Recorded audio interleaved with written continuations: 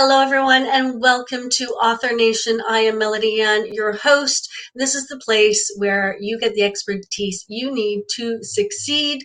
Today, we're talking about public relations for authors. I think this is a really important topic, and we've talked a little bit about this more than once on the podcast this season. And this is our last episode of the season. We'll be back in September, so this is a really important one. You want to stick around and learn about public relations because it can make a big difference for you. Now, as part of the Author Nation community, you gain access to a wealth of resources at authornation.online. That's where we keep all our free resources. So go check them out and grab the one that suits you right now. Okay, let me introduce our guest. She's been on the show before. My favorite PR professional for authors is here today. Storytelling and building relationships are the cornerstones of Lilian's business as a PR coach and publicist. She empowers authors to gain the confidence to push past their limiting beliefs of fear, anxiety, and imposter syndrome to harness the power of public relations to achieve their goals of becoming global leading best-selling authors. Through her coaching, webinars, workshops, and campaigns, she demystifies the world of public relations, giving her clients personalized support and clarity to develop strong PR mindsets, concrete goals, and tailored strategies to help get them in front of the right audiences. And I'm welcoming back Lilian Sue today. Hi, Lilian. How are you? Doing well, thanks, Melody. It's great to be back.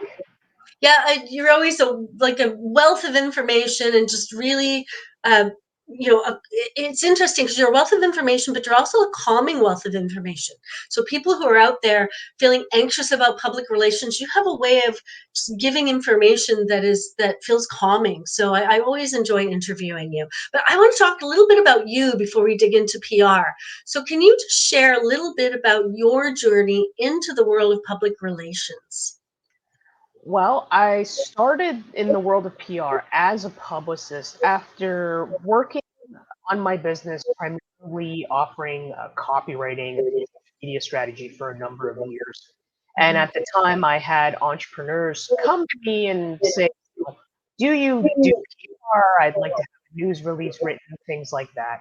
And I thought, well, I'm tired of telling these people no.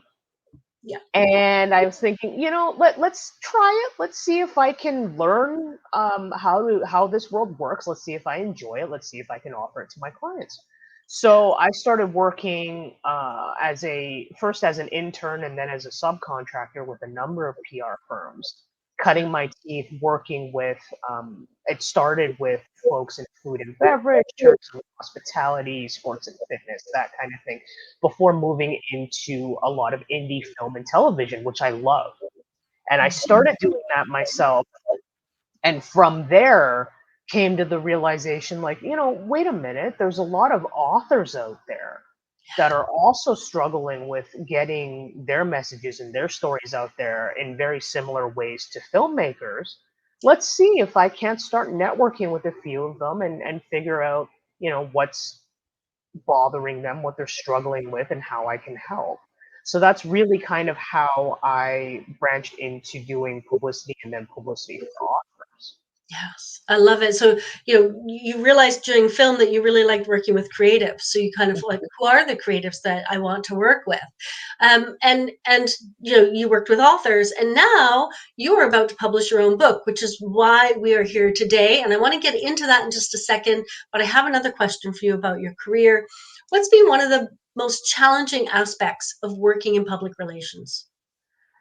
This is actually the reason why I added coaching to my business, actually, because as a publicist, both when I was working on my own and also with the agencies that I worked with, what I was seeing a lot of was time and time again, we would be spending a lot of extra time through our discovery calls and just fielding questions online from a lot of entrepreneurs who came to us with a lot of anxiety, and a lot of unrealistic expectations about what investing money in the marketing and PR side of their business could actually give them. And there were a lot of misunderstandings and a lack of knowledge surrounding when you choose to work with an agency or a publicist, that it's not a done for you process, but it's a done with you process. And Yeah. as a coach, what I really focus on more so than even campaign execution or anything like that is really the educational and empowerment aspects surrounding giving authors the knowledge to build strong mindsets, to Yeah. come into marketing with realistic expectations, and to be ready to give their input, to have that confidence to be able to advocate for themselves and their goals and to be willing to do the work in putting all of that together, because it really doesn't matter how much experience a publicist or a PR coach like myself has in your genre or your sector. We can't move forward without the author's input, because it's their stories, their brand, and their reputations that are on the line, right? So you have to be able to come to somebody with, hey, I have an idea. I have an idea of where I want to go, but I'm not sure how I want to get there. Can you help me? Because if you don't even know the foundation of that, it's going to be very, very difficult for anyone you work with to know what you're thinking, because we're not in your heads. We're not, we're not writing the books that you're writing. We don't have the target audiences that you have, but we want to help you. Yes. So it's really a mixture. The reason why I focus so much on education and empowerment is really that people don't know what they don't know. And the more knowledge they have, the more empowered they are to make better decisions for themselves and their books surrounding where do I want to go, who do I want to get in front of, and how am I going to ask for help in order to get to where I want to be. Yeah. And feel confident with those choices, the choices that they're making. Exactly. Yeah, yeah. And you mentioned the misconceptions and myths. So I just want to point out to everyone, Lillian and I actually did an extra episode, Publishing Uncovered, dealing with all these myths. I'll drop the link in the description today so that if you want to check that out, you can go check that out as well. It is so educational. And Lillian's talking about educating people. So educational. Go check that out. All right. So you have this experience with public relations. You have this experience with creatives feeling, insecure or unsure or misinformed. How did you pull that all together and shape your book, The Powerful Publicity Prescription? Well, my book is really the genesis of it is primarily because I had a lot of authors in my audience who were saying to me, I love following you online. I get great tips and tidbits on a daily basis. What I'm not getting is kind of the entire picture. And it would be fantastic to have a resource that I can sort of flip through and refer back to. And I started thinking about knowing what I know about the industry and the fact that so many books and resources within public relations are not geared towards the entrepreneur. They're not geared towards the authors. They are geared towards students who want to be their own publicists. They are geared towards Fortune 500 companies or corporate or government. And I thought the creative entrepreneur and the author is being left behind here.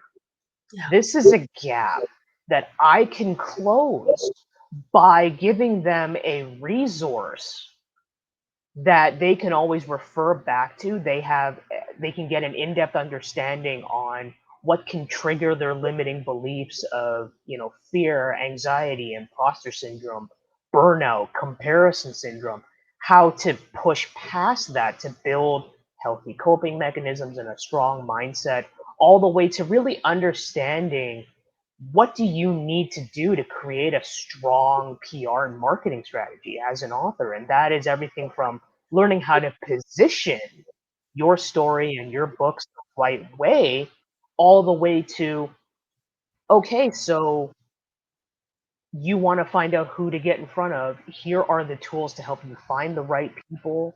Here is the strategic tips you need to make sure an interview can flow correctly, all the way to you have a piece of media coverage that's gone live.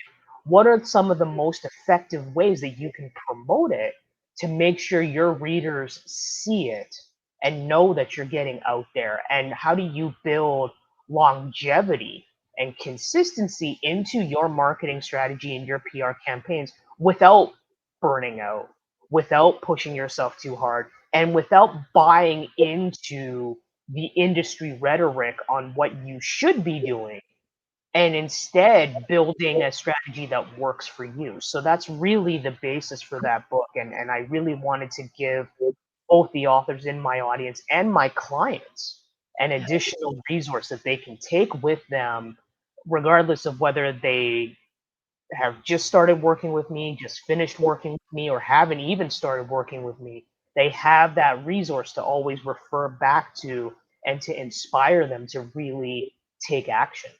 Yeah, yeah, exactly. So since we're talking about the book, I just want to ask a little bit about, so you didn't just write a book, you also have been working on a discovery guidebook, a glossary, which I think is really important, a public relations glossary, so we understand all these words and what they mean, and also a mastery of public relations tactics workbook. Can you just talk a little bit about the supplementary material and what, what people will get out of that, why that's, what value did you put in those? Well, the last thing I wanted, Melody, was to write the book, right? And then have an author get all excited about the things that they could start doing and going, okay, now what? How do I start brainstorming? How do I continue this part of my education? With the glossary, the Discovery PR guidebook, that was really about expanding on some of the terminology and the vocabulary that I used in the book so that they could gain a better understanding of, oh, what is this tool? What's Prowly, or what's Muckrack, or what does it mean when she's talking about brand journalism? So that they get a little bit more of an in-depth understanding of what all those terms mean and how they can apply it to their own PR strategies. The Yeah, workbook is really about expanding on the chapters I have in the book. Like when we're talking about mindset, we're talking about the fact that fear is at the root of imposter syndrome. Or yeah, we're talking about, oh, how do you brainstorm your media list? The workbook is there for them to write in, to brainstorm, to really start thinking about, hey, this is how I take what I've learned in the book and put it into practice. And in addition, it's also got more in-depth looks into the different myths. So, depending on the limiting belief, I have sections on fear can cause you to believe in these myths, and that's why they're false, right? So it's really sort of a three-step process where they read the book and they get inspired and they want to take action. And the glossary is there to give them a little bit more of that supplementary knowledge before the workbook can help them kind of take the next step in terms of actually putting into action the things that they've learned to actually build out a strategy. yeah, exactly. Love it. So I want to dig into a little bit about concepts. You talked about fear and mindset, and I'm not going to ask you about that today because we have covered that in a past interview, which I will, of course, drop in the description for anyone who's interested in that. So today I actually want to talk about something uh, you something that I find authors are kind of asking. How do I build my media list? How do I build my media list? Where do I find these journalists? It's important to first give yourself, like, build out a framework. And I talk about this in the book, in the chapter on building your media contact databases as well. And that framework is really going into what is the genre or the industry that your book is in. And what I mean by that is not just, oh, it's nonfiction, oh, it's a memoir, oh, it's women's fiction or horror or romance. I also mean, what are the themes that you can build a list around? So, are you talking about mental health? Are you talking about divorce? Are you talking about healing from childhood trauma? Are you talking about the importance of LGBTQIA representation in your book? There's all these different areas that you can use to build a media list out of, but you first have to pinpoint what your genre is. Second part of the framework I recommend authors go to after they have some experience with looking into genre is the local angle.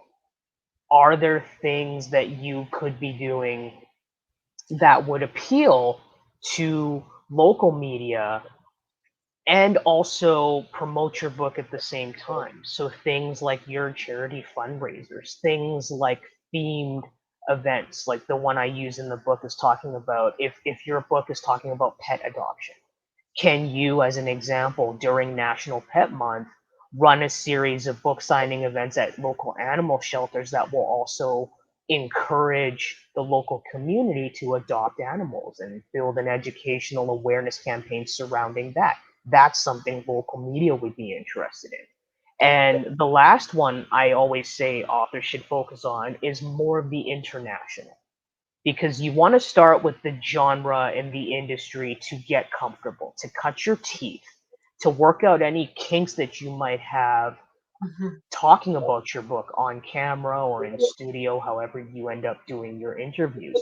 International is really there for if you are there on location and you're there for a conference, let's say. Are there larger themes, larger events, perhaps higher profile authors or influencers that maybe you could tie your book into to say, offer them a panel event, offer them a joint interview, something that's going to have them bite on it. And when it comes to really, once you have that framework, authors are always saying, I don't, okay, like, I know that, romance is my genre. So once I have that clear, it's how do I still go about finding these people without spending a lot of money? I get that question a lot. And what I say to them is there's a couple different ways that you could go about this. And I recommend, first of all, really leaning into your community and asking your fellow authors, have you had experience with finding reviewers? Have you had experience finding podcasters? Maybe some of your fellow authors have their own shows as well, because that's definitely something that I've seen becoming more and more popular with a lot of authors as they want to support their community. So that's an avenue. The other part of it on social media is to always look for your keywords and your hashtags. That's going to tell you who's been talking about what when it comes to your genre or it comes to your themes, like say mental health, that might be a good person for you to approach. Yeah. These ways of kind of building your media contact list will take a little bit of time, but it is the most cost effective way to do that. That's also going to help you expand on your community. And the Yeah. last point I'll make about reaching out to your author community or your writers community to do this is that if those writers have experience working with certain reviewers, with bloggers, with different podcasters, the great thing about that is that media contact, that opportunity is already partially vetted for you. Mhm. So you know that, hey, they have experience talking to authors in my genre or talking to authors who focus on the themes that I do in my book. This person or these people would be great to have as part of my media list. Yeah. Got it. So you're going through, who you're going through social media, you're looking at hashtags, you're slowly building this media list. And let's say, you have 10 people on your media list. You've done this, you started with 10. It's a good start.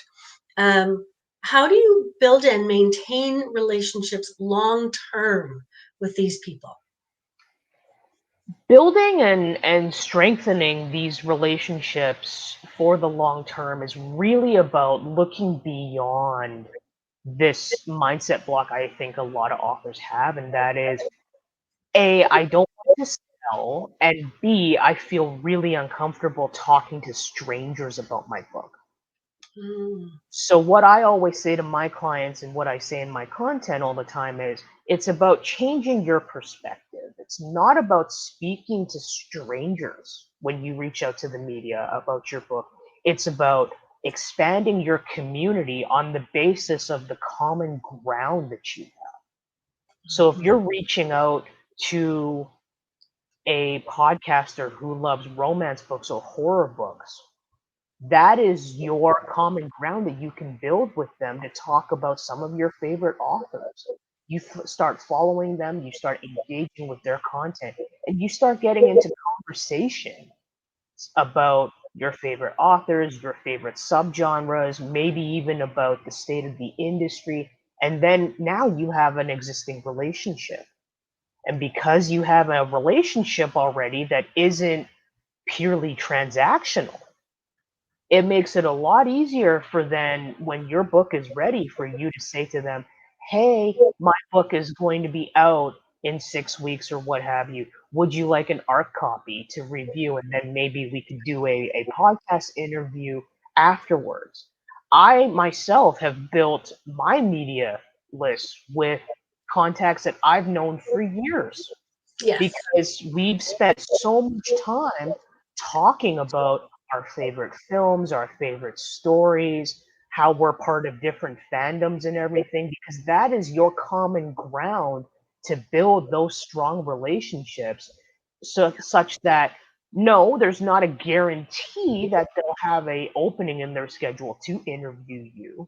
But what will happen is a lot of the time is when you have that existing relationship, even if they don't have time, they can recommend others for you to connect with that you may be able to get a review from, get an interview from, book an event with, whatever it is. So it's really about changing your perspective and Yeah. not being afraid to reach out and find out what that common ground is between you, because then you're just expanding on your community. It's not about talking to strangers. Yeah. Yeah. There's two things I hear here. One is uh, find common ground and reach out and connect with people on that common ground. And after you've done that, don't be afraid to talk about your book. That's what I hear. I mean, you've said a lot more than that, but I'm just pulling out 2 points just to just to kind of center it. Um, so if somebody is listening, they're an author, nonfiction author, they haven't started public relations, but they're listening to you and now they're kind of excited about it.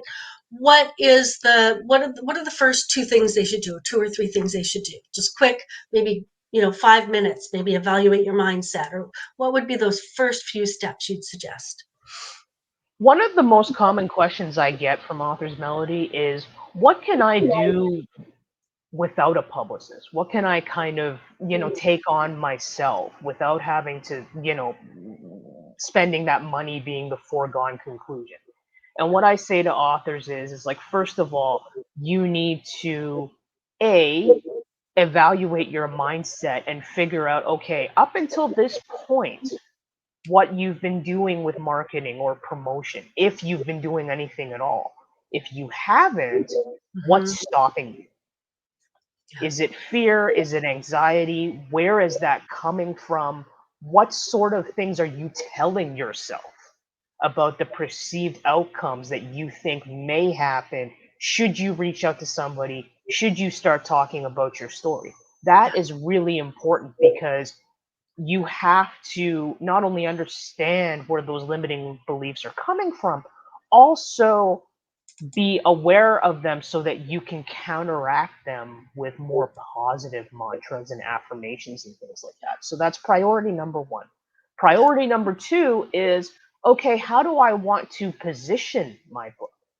Mhm. Because really, I think what a lot of authors kind of don't realize is that what people want to know is really who you are, what makes you tick, why you wrote the book. The book is kind of a secondary vehicle, but really it's your own story that's going to carry the book for you. The book's not carrying you.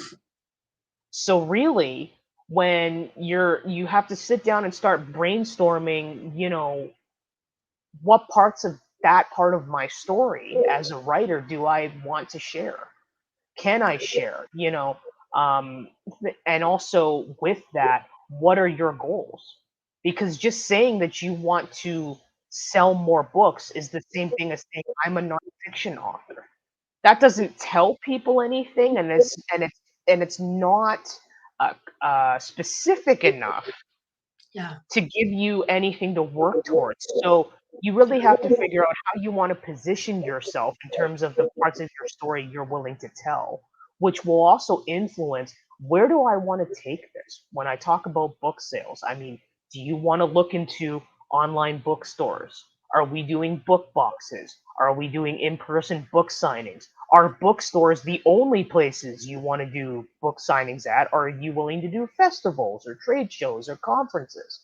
Right? So really building out what I call that blueprint, that roadmap can help authors even figure out, okay, now that I know where I want to go and where I want to take this, I can see the gap now between where I want to go and where I am now, and how what I'm doing may not be getting me where I want to go. Therefore, I now have an idea of who I need to go to ask for help. Brilliant. Thank you. Those are excellent first steps. Thank you very much for sharing that. And finally, where can we learn more about you and where can we get your upcoming book? Well, they can always follow me on Instagram at Lilian Sue, copywriter PR, all one word. I'm on there 5 days a week posting strategic tips and other things like that about PR, and you can always ask questions there. They can also follow me on my website at inretrospectwritingservices.com and learn more about my PR coaching services as well as my campaign services. And as for my book, it's currently on pre-order, and you can grab a copy at crowdfunder.com/publicity prescription. And because it's my goal to get a copy of the book into as many nonprofits as possible, right now, as part of the pre-order, if we have authors out there who want to buy multiple copies to give to their author friends or perhaps other entrepreneurs that they know, if you buy multiple copies, I'll be donating one to a nonprofit that needs it as well. Nice. Oh, that's brilliant. I already have my copy, or I'd go out and do that. Maybe I could just go buy another one and send it off. I should send one to all my clients. That's what I should be doing. Um, Thank you so much, Lillian, for coming today and again giving us such valuable information. I really appreciate you. Thanks again for having me, Melody. And like I always say, if there's any questions you have or that your clients have, I'm always available to help. Perfect. Thank you so much. And thank you for joining us today on Author Nation. I hope you found this conversation grounding because I know that PR can cause a lot of anxiety. So, both grounding and practical for your own PR efforts. As I said, this is the last episode of season 3 of Author Nation interviews. We will be back in September with season 4 of Author Nation interviews. And in the meantime, join us on YouTube for more great content. Join our Facebook group and grab the resource that best suits you where you are in your author journey. Keep writing, keep creating, and keep sharing your stories with the world.